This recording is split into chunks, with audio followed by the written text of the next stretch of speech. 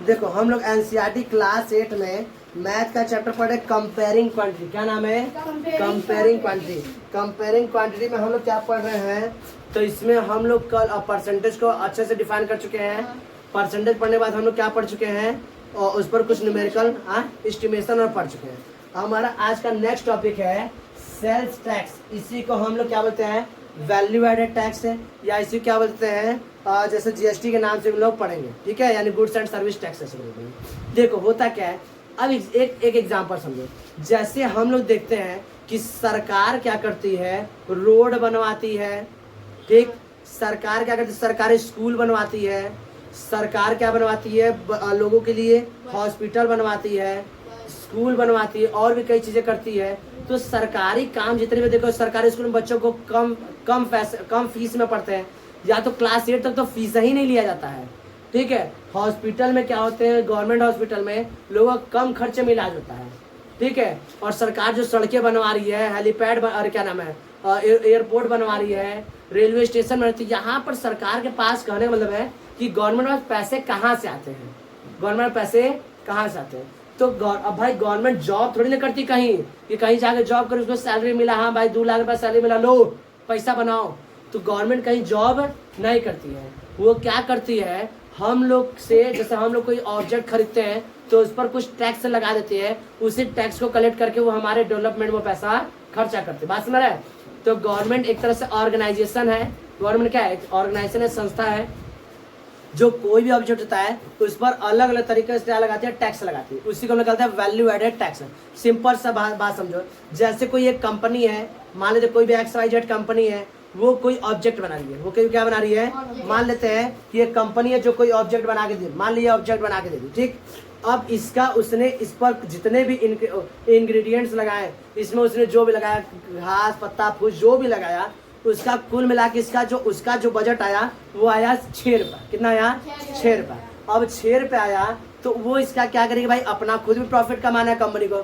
तो कंपनी इसका ऑब्जेक्ट का मूल्य क्या, प्राइस वो क्या बताएंगे, MRP यानी कि मार्केट प्राइस कितना रखेगी, 10 रुपये। कि भाई 4 रुपये हम कमाए, 4 रुपये क्या करें, कमाए, 4 रुपीज कमाए। तो अब गवर्नमेंट कहेगी भाई इस पर तुम्हें सेल्स टैक्स देना, यानी इसका बेचने का टैक्स देना होगा। किसका देना होगा? इसको ऑब्जेक्ट को जो तुम बेच रहे हो उसका तुम टैक्स दो, उसी को बोलते हैं सेल्स टैक्स। इस ऑब्जेक्ट को जो तुम बेच रहे हो उसी पर गवर्नमेंट एक चार्ज करती है कि भाई आप जो बेच रहे हो उसी का चार्ज दो, तो उसे क्या बोलते हैं लोग, सेल्स टैक्स बोलते हैं। क्या बोलते हैं? Sales tax. अब गवर्नमेंट कहेगी इस पर हमें 1 रुपया चाहिए, तो यह कंपनी क्या करेगी, 1 रुपया अपने जेब से नहीं देगी, इस पर एक इसी का जो मार्केट प्राइस लगाई थी 10 रुपया, अब इस पर 1 रुपया बढ़ा देगी, तो यह वैल्यू क्या कर दिए, ऐड कर दिए, इसी बोलते हैं वैल्यू एडेड टैक्स। बात समझ रहा है? तो अब इसका वैल्यू कितना हो गया, 11 रुपया। क्या हो गया? 11 रुपया। अब 1 रुपया उसमें से गवर्नमेंट को उठा के वो दे देगी, बेचने का 1 रुपया चार्ज वो गवर्नमेंट को दे देगी। बात समझ रहा है? इसी क्या बोलते हैं हम लोग, सेल्स टैक्स। इसलिए जब बिल लेते हैं तो बिल में जो ऑब्जेक्ट का जो प्राइस रहता है वो लिखते हैं, उसके लिए जो उसका GST लिखा जाता है, यानी सेल्स टैक्स, सर्विस टैक्स, ये सारी चीजें लिखी जाती हैं, ठीक है। उसके बाद वो ऐड होके हमारे पास ऑब्जेक्ट का वैल्यू आता है। बात समझ आ रहा है? तो सेल्स टैक्स जैसे कहते हैं कि सेल्स टैक्स एक चार्ज होता है, किसके द्वारा, गवर्नमेंट के द्वारा, जो वैल्यू किसी भी ऑब्जेक्ट को सेल करने का चार्ज होता है। क्या होता है? सेल करने का। इसे क्या होता है, सेल्स टैक्स। क्या होता है? Sales tax. इसी में क्या होता है, एक हम लोग GST पढ़ेंगे। GST क्या होता है, यह 1 जुलाई 2017 से गवर्नमेंट द्वारा, भारतीय सरकार द्वारा स्टार्ट किया गया है। एक टैक्स का एक फॉर्म है। टैक्स क्या है?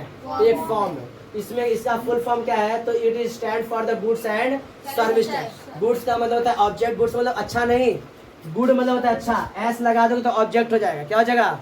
ऑब्जेक्ट। गुड्स मतलब ऑब्जेक्ट हो गया, तो किसी भी ऑब्जेक्ट पर या उस पर कोई सर्विस लिया जा रहा है। जैसे तुम हमारे देश में बेच रहे हो तो हम सर्विस दे रहे तब ना बेच रहे हो, जैसे तुम कहीं पर दुकान लगा के बेच रहे हो तो वो जमीन किसका है, गवर्नमेंट का है, तो गवर्नमेंट तुम्हें सर्विस दे रही है कि भाई यहाँ पर तुम बेच सकते हो, तो उसका तुम्हें टैक्स देना होगा। पास में रहे? तो गवर्नमेंट क्या करे, उस गुड्स का जो ऑब्जेक्ट है उस पर सेल करने का और उस सर्विस का जो टैक्स लेती है उसी को लोग क्या बोलते हैं, GST। क्या बोलते हैं? GST। It was introduced by the government, Indian government 1 जुलाई 2017, यानी 1 जुलाई 2017 से क्या कर दिया गया, इम्प्लीमेंट किया गया है। इसका फुल फॉर्म क्या है, goods and service tax, GST। बात समझ आ रहा है? नेक्स्ट हम लोग देखते हैं। अब आगे हम लोग इस पर क्वेश्चन करते हैं। हमारा सिविक्स का टॉपिक नहीं है, हम लोग का मैथ का टॉपिक है। तो समझ में आया सेल्स टैक्स या सर्विस टैक्स क्या होते हैं? हम लोग पढ़ेंगे इस पर क्वेश्चन कैसे सॉल्व करते हैं। देखो क्वेश्चन क्या है, the cost of a pair of a roller, एक रोलर है जानते हो स्केटिंग बोर्ड, ठीक है, इसका जो शॉपकीपर है, इसका जो प्राइस है, ठीक है, तो क्या है, the cost of pair of a roller skates at a shop, एक शॉप पर उसका जो प्राइस है, सेल करने का जो प्राइस है कितना है, 450 रुपीज, 450 रुपीज।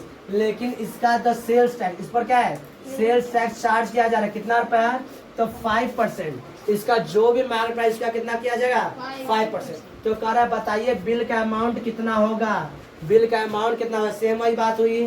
तो क्या बताओगे, सबसे पहले लिखोगे सॉल्यूशन, क्या लिखोगे, सॉल्यूशन। तो पहले लिखोगे गिवन, मैथ का क्वेश्चन सॉल्व करने का तरीका ये, सबसे पहले सॉल्यूशन लिखते हैं, बाद में क्या लिखते हैं, गिवन। गिवन में इसका मार्केट प्राइस कितना है, ये मार्केट प्राइस है ना जी, ठीक है, तो इसका मार्केट प्राइस कितना है, या कॉस्ट लिख देते हैं, बुक क्वेश्चन में कॉस्ट लिखा तो कॉस्ट लिख देते हैं, the cost price CP, cost price कितना है इसका, तो 450 रुपीज, 450 रुपीज, ठीक है। अब इसका बताओ चार्ज कितना है इस पर, टैक्स चार्ज लिख देते हैं, टैक्स चार्ज कितना है, तो कह रहा है 5% of cost price, 5% of cost price. तो ये हमें निकालना आता है, तो कहेंगे 5% का मतलब तो 1/100, और कॉस्ट प्राइस कितना था 450।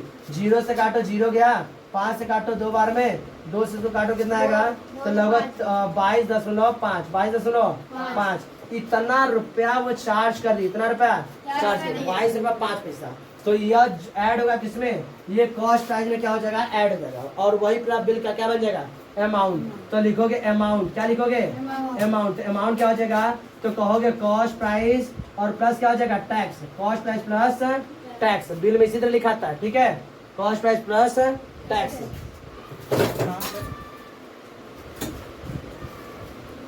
ठीक है, cost price plus tax. Cost price कितना है 450, और टैक्स कितना है 22 रुपया 50 पैसा, ये 50 पैसा, 5 पैसा नहीं है, ठीक है।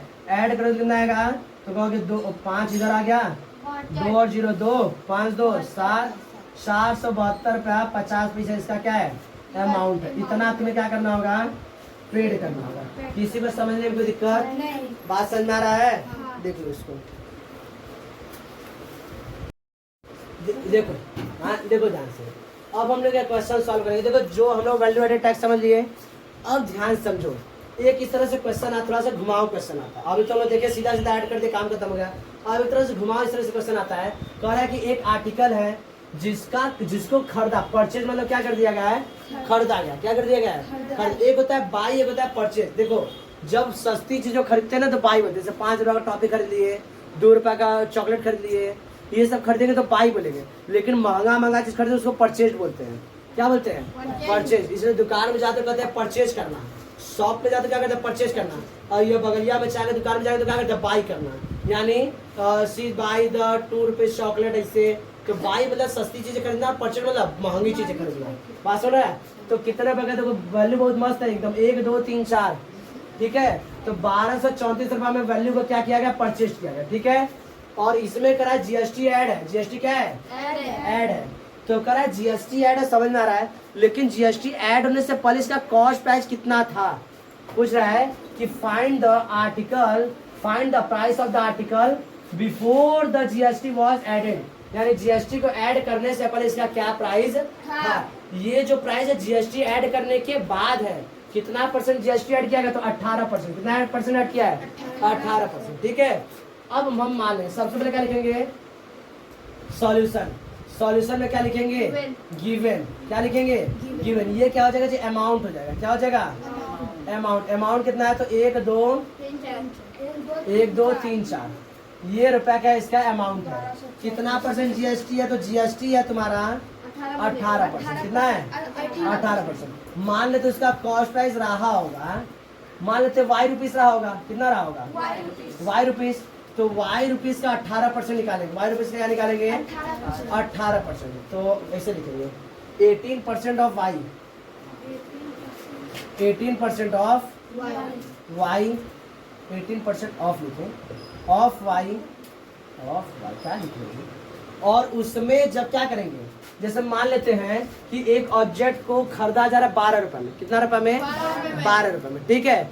इस पर टैक्स दिया जा रहा है 2 रुपए टैक्स दिया जा रहा है, कितना दिया जा रहा है? मतलब एक तरह से हम समझे कि ऐसे 20% टैक्स लिया जा रहा है, कितना लिया जा रहा है? 20%, ठीक है। तो 10 ऑब्जेक्ट का कीमत कितना है? 10 रुपए, कितना है? 10 रुपए। 20% अगर टैक्स लें, कितना? 20%। तो इसका 20% कितना होगा? 2 रुपए होगा। तब दोनों को अगर जोड़े तब ना जाके 12 रुपए होगा, यानी कॉस्ट प्राइस प्लस टैक्स, तब जाके कितना होगा? 12 रुपए। इसी तरह इसका कॉस्ट प्राइस प्लस टैक्स तब ना जाके होगा, तो ये लिखेंगे। ये तुम्हारा क्या हो गया? टैक्स। ये क्या हो गया? टैक्स। समझ में आया? ठीक। तो अब बताएंगे यह जो वैल्यू है, ये जो अमाउंट है, तो अमाउंट बराबर क्या होगा, बता सकते हो? तो अमाउंट बराबर होगा cost price plus tax. Cost price plus tax. Cost price कितना बताओगे? तो y रुपीस है, कोई दिक्कत? टैक्स कितना बताओगे? तो कहोगे 18% ऑफ y है, यही है। और ये बराबर कितना है? 1 2 3 4। कोई समस्या?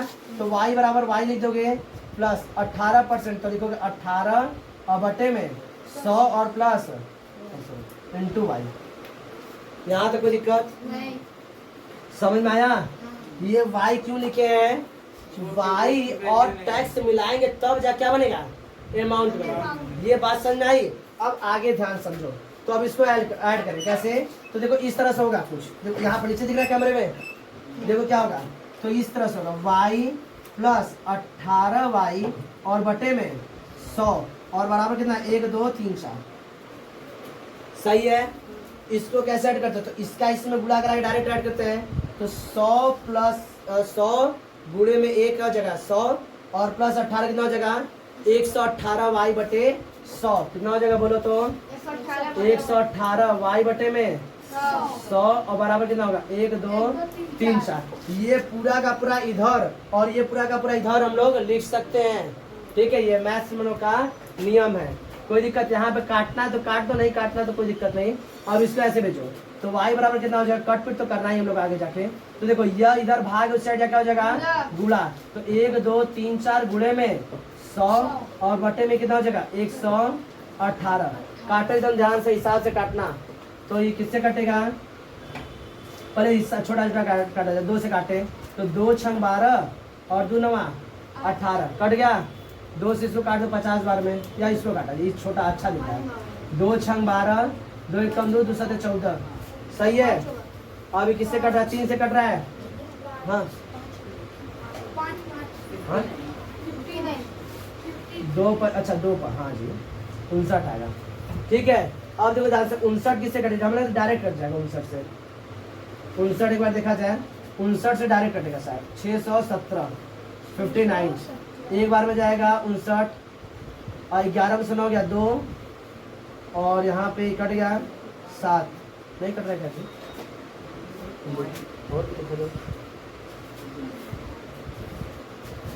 ये 100 उसी का उसी तरह है। तो 6 एक ऊपर से कटा है ना, 2 छंग 12, 2 1 कम 2, 2 7 14। सही है, यहाँ पर सही है। 2 5 10, 2 9 18। 59 एक प्राइम नंबर है ना। 617 गुणे में 100 और बटे में कितना हो गया? 59। गुणा कराएंगे तो कितना होगा? 617 बटे में 59। अब इसको भाग करा देते हैं हम लोग डायरेक्ट, ये भाग करा देते हैं छोटा सा लेके, ठीक है। तो 6 एक साथ में भाग कराते हैं 59 से। तो बार में जाएगा? एक बार में गया तो 59 आया, बचा कितना? 2। 7 उतरा, नहीं जाएगा। 1 0 बढ़ा के 1 और 0 उतारेंगे, कब बार में जाएगा? तो 60 मान लो। 6 चौके 24, 4 बार में जाएगा। तो 9 चौका 36 का 6।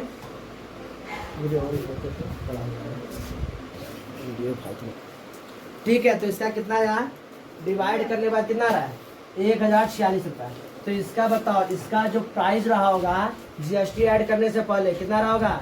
1046 रुपये होगा, ठीक है। बात समझ में आया? देख लो इसको सॉल्यूशन पर।